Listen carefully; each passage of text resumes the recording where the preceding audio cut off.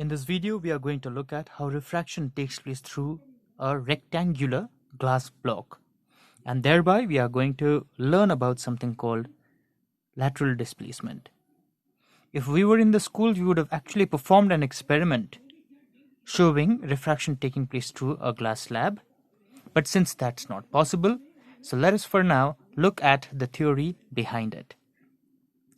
So IJKL is a rectangular glass block, and this is made up of glass, and we are considering the surrounding medium, of course, to be air. So AO is the incident ray, and at this point O, NOM is the normal. So we have a ray of light AO being incident from the rarer medium, and it's entering the denser medium, which is glass. So what happens is whenever ray of light comes from rarer medium to denser medium, we know that the ray of light bends towards the normal. So you can see that this ray of light is bending towards the normal NOM, and therefore OB is the refracted ray. So angle I is the angle of incidence at point O in the rarer medium, and angle R is the angle of refraction, of course, in the denser medium. Now what happens is, since this glass is transparent, this ray of light also comes out of the glass. So what is happening therefore is, there is refraction also taking place on the second surface. So we have two refractions taking place, as you can see. First refraction takes place over here, and the second refraction takes place over here at point B.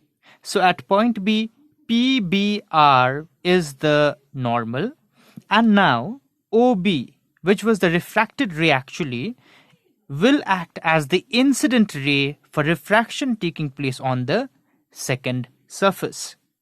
So OB is the incident ray therefore, and angle R. Remember, if this is angle R, this will also be angle R because these are alternate angles.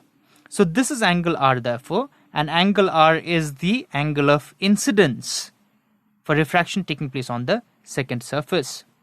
So what is happening here is, a ray of light is coming from the denser medium, which is glass, and going towards the rarer medium. So whenever a ray of light comes from a denser medium to a rarer medium, what happens is it bends away from the normal. So you can see that is exactly what is happening.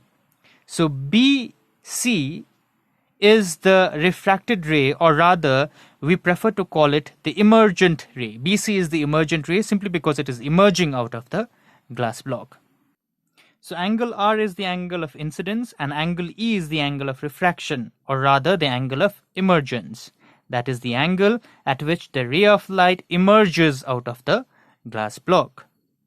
Now what is seen is, this angle of incidence I and the angle of emergence E are equal. Now why is that? That is simply because of the principle of reversibility of light. Now we've learned from the principle of reversibility of light that whenever refraction takes place between a pair of media, air and glass in this case, then the path of the ray of light is reversible.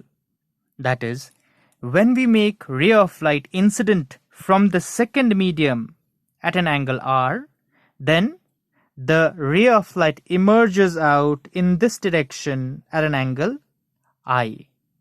That is exactly what is happening in the second surface when refraction takes place through the second surface. R is the angle of incidence. So the ray of light has to come out. It's the same pair of media here. So the ray of light has to come out at an angle which is equal to I. So therefore, this angle of incidence has to be equal to the angle of emergence. Or in other words, this incident ray AO is parallel to the emergent ray BC. The dashed lines over here actually denotes or shows the original direction of the incident ray. If the glass slab was not here, then the ray of light would have continued to move in this direction. But we see that because of the presence of the glass slab, there is a shift in the movement of ray of light. So this shift xy is what is called lateral displacement. To give you a more technical definition, the perpendicular distance between the direction of movement of the emergent ray and the direction of the incident ray is what is called lateral displacement. Let us also give a look at the factors affecting lateral displacement. The first factor is the thickness of the glass slab. More is the thickness of the glass slab, more will be the lateral displacement, remember. As you can see in this picture, the more the thickness of the glass slab, the more this refracted ray travels inside the glass slab. So to say, the more distance it travels inside the glass slab, you can see the farther it goes from the original direction of movement of the incident ray. So the farther the refracted ray goes from the direction of the incident ray, the more will be the lateral displacement. The second factor is the angle of incidence. More is the angle of incidence, more will be the lateral displacement. So more is the angle of incidence over here. What is seen is the lateral displacement is more. And finally, the third factor, which is the refractive index of the glass slab with respect to air. And it is seen the more is the refractive index of the second medium with respect to the first. Okay, the more is the lateral displacement. Why? Because remember, the more is the refractive index, more the ray of light bends. So more the ray of light bending or refracting, so more will be the parallel shift or